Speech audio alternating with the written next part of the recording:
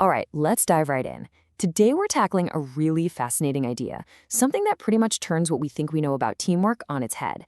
It's called the team productivity paradox. So, let me ask you a question. When does 1 plus 1 equal less than 2?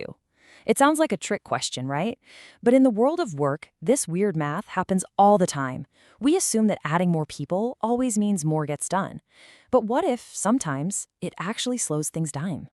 You know, we've all been told our whole lives that teamwork makes the dream work. But is that always true? Is it possible that this idea we hold so dear is sometimes a trap, leading us straight into inefficiency instead of success? To really see what I mean, just imagine this scenario. You've got two pro painters, and their job is to paint two big, movable wall panels. Now, the logical plan seems to be, hey, let's have them work together on the first panel, then move to the second. But watch what actually happens. They kind of get in each other's way. They have to stop and talk about who's painting which bit. Their own natural flow is constantly interrupted. Now, what if they did this instead? Each painter grabs a panel and goes to a separate corner. Total focus. No one to bump into, no need to coordinate, just pure, uninterrupted work. In that second scenario, guess what? The job gets done way, way faster. They actually accomplished more by working apart. And listen, this isn't just about painters. What we're seeing here is a classic example of something called process loss. It's the official psychological term for when a team's actual performance is worse than what you'd expect from just adding up each person's individual talent. So instead of synergy, the very act of working together creates drag. So why? Why does this happen? Is it just that people don't get along? Well, no, not really. There's some really powerful and predictable psychology going on under the surface. So let's pull back the curtain and look at the science of why our effort seems to dip the moment we join a group. It all starts with something that was discovered over 100 years ago called the Ringelmann Effect. A French engineer, Maximilian Ringelmann, he noticed a super simple, almost linear pattern. As you add more people to a task, the average amount of effort each person puts in goes down. So if the Ringelmann effect is the what, the thing you can see and measure, then social loafing is the why. It's the psychological engine driving the whole thing. It's our natural human tendency to kind of ease up when we feel like our own individual work is just getting mixed into a big group project.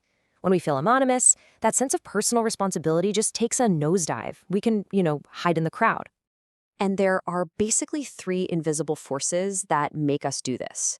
The first is a diffusion of responsibility, that little voice in our head that says, someone else will probably take care of it.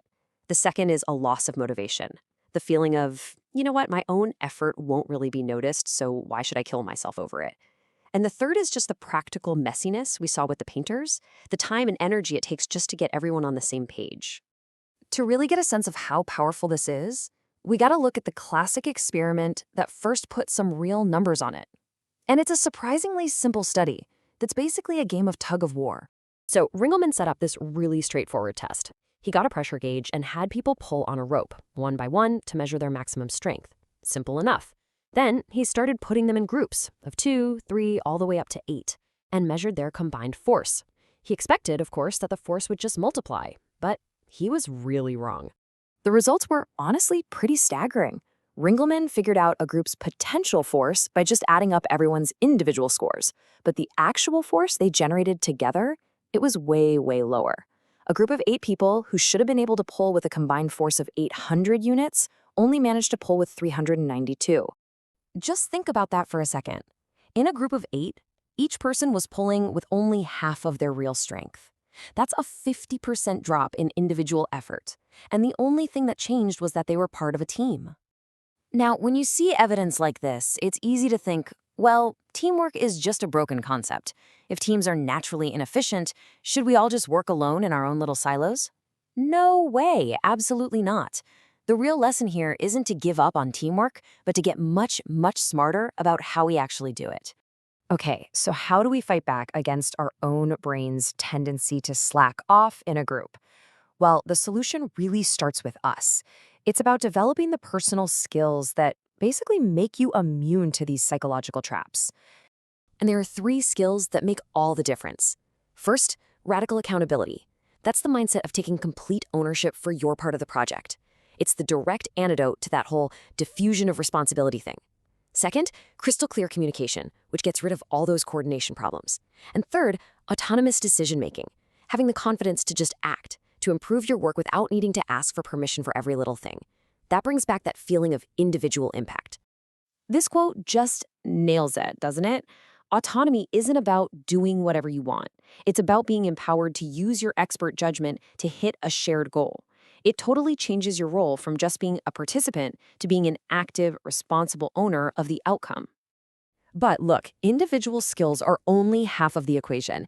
We also have to design the environment itself to bring out the best in people. So let's look at the practical, structural changes that any team or any leader can start using right now. Here are 5 strategies that are proven to work. 1. Divide the labor. Break the work into clear, distinct tasks that people can own, just like giving each painter their own wall. 2. Make individual contributions visible. Anonymity is the biggest friend of slacking. When everyone knows who is doing what, social loafing pretty much vanishes. 3. Keep teams small. It's just a lot harder to hide in a group of 3 than it is in a group of 10. 4. Give regular, individual feedback. This reinforces the idea that each person's work is seen and that it matters. And 5. Clarify roles like your life depends on it. Because when roles are fuzzy, that's where responsibility goes to die. So the fundamental lesson here is this. Great teamwork is not some happy accident. It's not about charisma or just getting a bunch of talented people in a room and hoping for the best. It's a discipline. It requires thoughtful, intentional design that knows our psychological weak spots and builds systems to counteract them. So as we wrap up, I want to leave you with a question to think about. Take a hard look at your own team. Is it a place that's designed for accountability, where every single person's contribution is clear and celebrated? Or is it an environment where it's just a little too easy to hide in the crowd? The answer to that question really changes everything.